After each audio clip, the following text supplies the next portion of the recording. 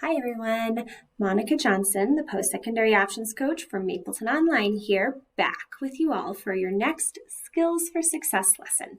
Today we're going to be talking about Microsoft Teams, and we're going to be exploring all of the features that this wonderful program has to offer for you and your education. So, just like with Microsoft Outlook, we are going to go to the Mapleton website, mapleton.us, and then we are going to find the Microsoft Office 365 link. Once we've clicked those, we are going to find the Teams icon along the left-hand side. And if you don't see it, remember there's those 9 little dots up at the top that can take you to the list of all the different applications. Before I forget, this is the same login information as your Microsoft Outlook. So it's your email address, first name, last name at students.mapleton.us. And your password is a capital M, lowercase l, and then your 8-digit birthday. All right, so now on to Microsoft Teams. So when you get into Microsoft Teams, this is very likely the screen that it's going to take you to first. This is your Teams page, but if it doesn't take you here first, you can find this page by clicking this little icon. It looks like 3 little people standing next to each other, and it's the Teams button. And so basically, Teams are created sometimes for your classes. So for example, senior seminar is a class that I help to teach, and so I have a team that was automatically created for me for this class. But sometimes they're created by a teacher and you're added to them. This summer Apex team was created this past summer for students who were completing Apex credit recovery. So it can be one or the other, but there's lots of good stuff within your teams. If you have a bunch of teams that are still hanging out on your Teams page from last year and it's feeling very cluttered, you can hide the teams that you don't want to see.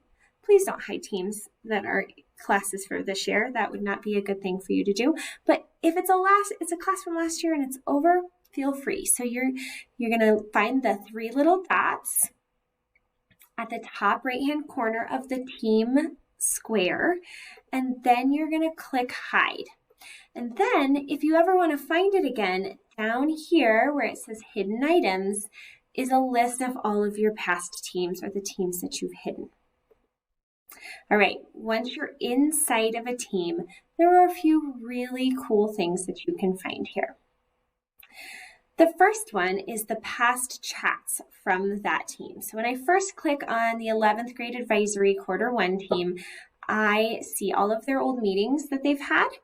And then I see this link right here, and it's got all of the chats from their class. This is really great if you remember that somebody shared something or somebody said something and you're just not sure what it was, or you remember that teacher told you something through the chat. You can go through and you can scroll back and remind yourself. Another thing that you can find here is files that have been shared with your team. So if you click on files, this little screen right here, this little picture is the one that pops up, and this is a list of files that have been shared in this 11th grade advisory team. This would be if somebody attached something to one of the chats, it might pop up here, that sort of thing. I just want you to remember though that the majority of the files that your teacher wants to share with you, all of the information that your teacher wants to share with you are probably going to be found in Canvas. So I would always check in Canvas first, but then if you can't find something, you might check here unless you know for sure it was shared through Teams in some way. There is a button for different channels.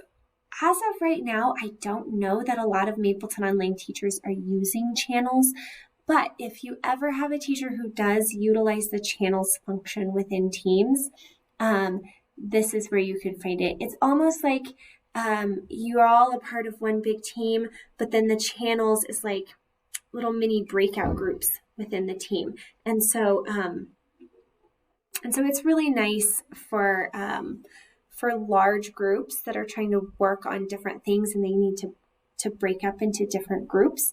But most of our teachers are not using channels, but that's where it is, just in case you ever need it. All right, and then if you're done finding information within your team and you want to head back out to the list of teams, up in the top left-hand corner is the button to go back to all of your teams. All right, how to join a class. So one way that you can join a class would be from this Teams page. So here I am, still in my 11th grade advisory team. I'm going to click on the 3 dots right here, and then the option underneath of that is View Meeting Details. And when I click on that, this is what pops up. And then all I have to do is click Join. Obviously, if it's not class time, nobody's going to be there, so make sure you're watching your schedule and you're watching your clock and you're going at a time that was appropriate to go.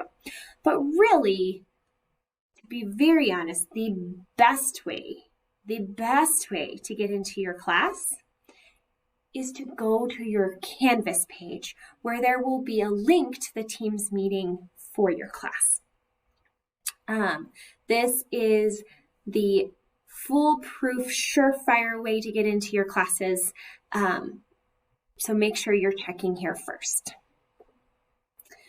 All right, now we're back on our Teams home, back in the Teams page. And from here, we want to head over to our Teams calendar. So we're going to look for the little calendar icon and we're going to click it. And when we click it, we are going to get something that looks like this. And there's a few cool things about your Teams calendar that I want you to know about.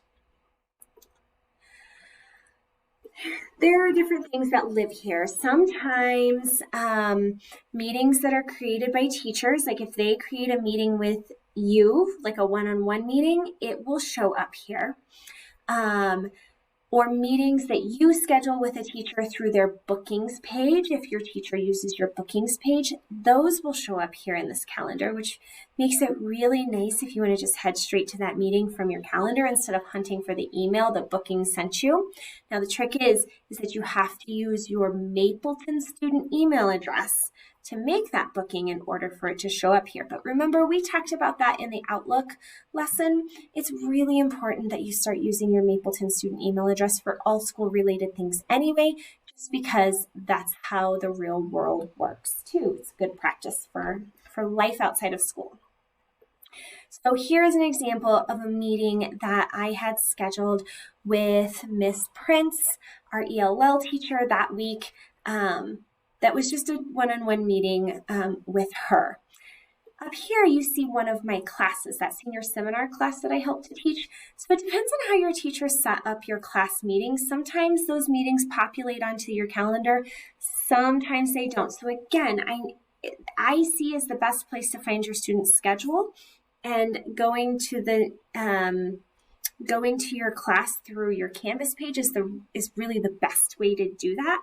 But if you wanted to, you could also join your class from this calendar, because once that class starts, there's going to be a little join button on it so that you could go do that. Now, again, go to your class in Canvas. Most important way to find it.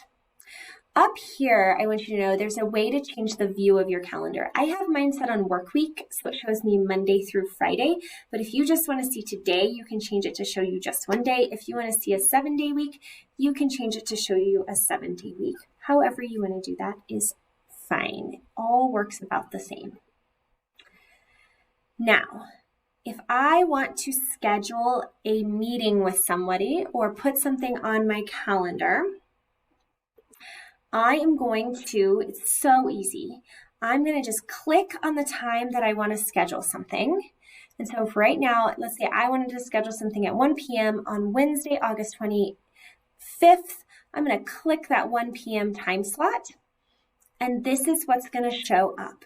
And so you can fill in as much of this information as you have or as little of this information as you have. But what you really need is you need a title for your meeting, and then you need a time for your meeting, unless it's something that lasts all day, in which case you can click this little all day thing. You don't have to add any required attendees unless you're scheduling the meeting with somebody else. Obviously, don't do this to a teacher unless you've talked to them. Let them create the meetings for you that you schedule with them. But let's say you're scheduling a study session with a friend of yours that's in one of your classes. So you might, Algebra 2 study session, then you start typing in your friend's name here, and it should pop up because they are a Mapleton student. And then it will send them an invitation so that they can accept it, and it will go onto their calendar as well. But otherwise, you don't need to add any other attendees. You don't need to add a channel or a location or any of that stuff. If you want to write any notes for yourself down here about what you're trying to do during that time, that's where you do that. And then you come up and you click save. And once you've clicked save, it will show up on your calendar like this. I want to point out that this calendar can be a really excellent tool for you to manage both your school life and your time outside of school. If I were able to scroll down on this screenshot, you would see that it goes into the evening hours. So this might be a really good time for you to schedule for yourself. This is when I'm going to work on my homework, or maybe I have a job and I have to map out this time for my job. So I need to figure out when I'm going to fit my homework in. I'm going to do a whole nother lesson in the future about time management. So I know that will be an exciting and very helpful lesson for you all. But for now, I just want you to know that this tool is here and it's a really excellent tool. All right, our favorite feature, chat. Oh, chat. So from the calendar page, we're going to click on the chat icon, and that will take us to here. Now, my chat looks a little funny because I've blurred out a bunch of it to keep private information for students private. But this is what it looks like, and this is what you can find. Here's where you start a new chat. Here's where you view your past chats. If you can't find the person that you're looking for, you can search their name up at the top, and then you can find their chats using that. If you think you want to call somebody that you're chatting with, you can just click one of these buttons as I will call them. Notice though, the chat that I have up right now has, 14 people in it. So it will call all 14 of those people. So make sure you want to call everybody that's on that chat before you click that button. And finally, down at the bottom, you can type your message, and then there's little buttons below that allow you to edit and attach files and personalize your chats with different things like GIFs or emojis. Now, a word of caution with chat. So there has been a study done in the past that says that 93% of our communication with others is nonverbal. That means the look on our face, the inflection or tone of our voice, our body language, whether we're sitting up straight or slumped over or turned away from a person or crossed arms blocking ourselves out, all of those things, the way we look and the tone of our voice almost says more than the actual words that are coming out of our mouth. Now, since that original study, there's been some question is that really 100% accurate? Maybe not. So scientists now think that verbal words actually do mean more than this study gave it credit for, but the idea is the same. Chat eliminates all of those visual cues that we use to communicate outside of the words that we're speaking or the words that we're typing. And because of that, it sometimes leads to misunderstandings. So I want you, anytime you're writing a chat, I want you to really read what you've written back to yourself. Read it out loud, say it to yourself.